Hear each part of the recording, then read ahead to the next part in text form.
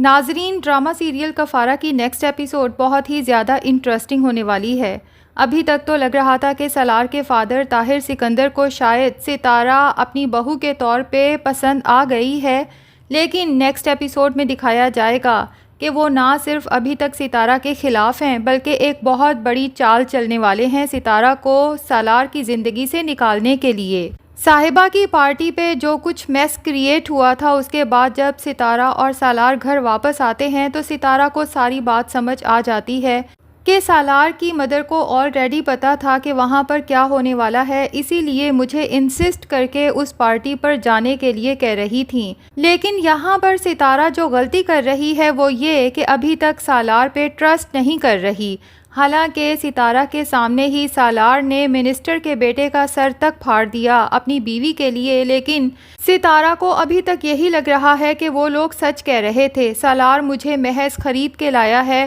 اور وہ بھی تب تک کے لیے جب تک اس کا میرے سے دل بھر نہیں جاتا۔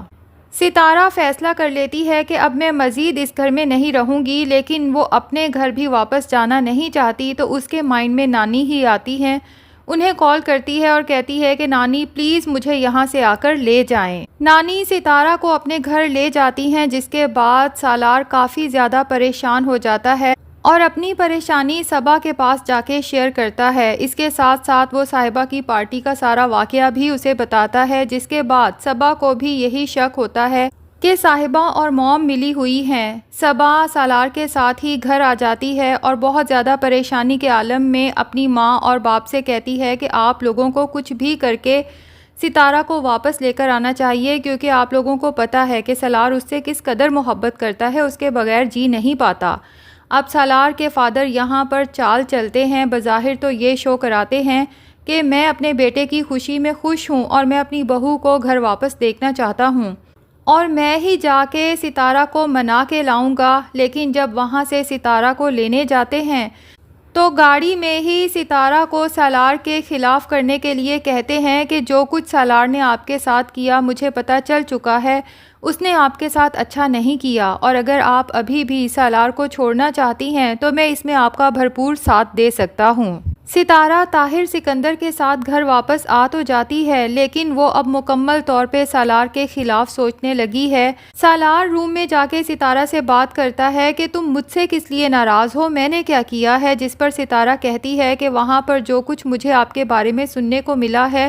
مجھے تو بہت افسوس ہو رہا ہے، اور میں سوچ رہی ہوں کہ جب آپ کا مجھ سے دل بھر جائے گا تو اس کے بعد میں بھلا کہاں جاؤں گی۔ سالار کو حیرت کا جھٹکا لگتا ہے تو ستارہ سے کہتا ہے کہ میں تمہیں بارہا بتا چکا ہوں کہ میں تم سے کس قدر پیار کرتا ہوں، میں تمہیں کبھی نہیں چھوڑوں گا، لیکن میرے مقابلے میں تم ان لڑکوں اور صاحبہ کی باتوں پر یقین کر رہی ہو۔ ستارہ سالار سے کہتی ہے کہ میں کیسے یقین نہ کروں جبکہ آپ اتنے پاورفل ہیں اور سب لوگوں کو یہ بات پتہ ہے، اس کے باوجود بھی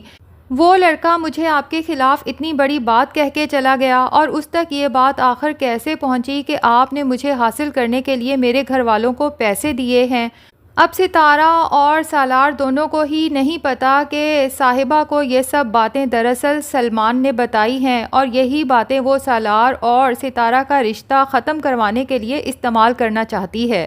بہرحال ستارہ کی بات سن کے سالار کی آنکھوں میں تو آنسو آ جاتے ہیں، اسی لیے آنکھوں میں آنسو لیے ستارہ سے کہتا ہے